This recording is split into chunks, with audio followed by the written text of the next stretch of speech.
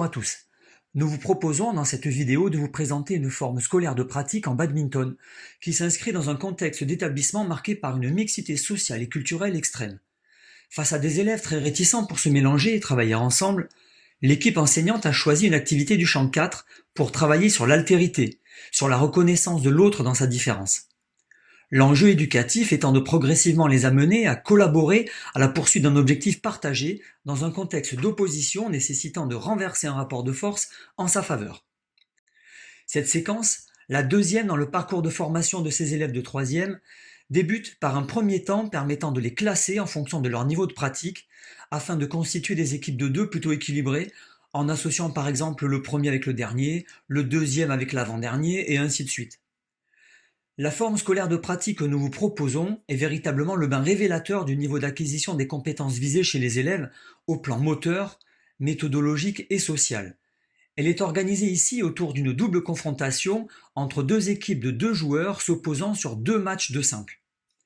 Dans un premier temps, ce sont les 2 élèves les moins experts qui s'affrontent, pendant que leurs partenaires assurent les rôles sociaux.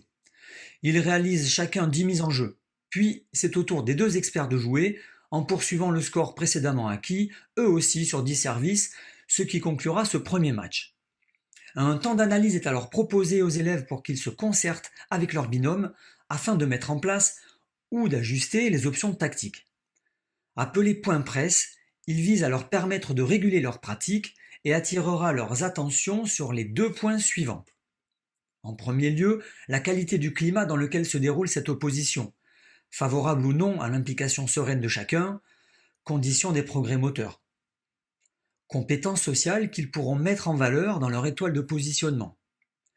Le deuxième point est basé sur leur capacité à mettre en relation les points faibles adverses identifiés grâce à l'aide de leurs partenaires avec leurs propres points forts.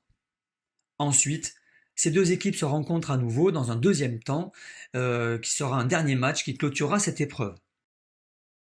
Ce multiscore et ses points bonifiés va permettre de gagner plus facilement le match. Il va aussi orienter les réflexions autour de la notion de volant difficile à jouer. Détaillons-le avec plus de précision. Si l'élève fait une faute non provoquée sur une trajectoire haute et lente, qu'il commet une maladresse dans l'échange ou lors de sa mise en jeu, son adversaire ne marque alors qu'un seul point, nous l'avons appelé point donné.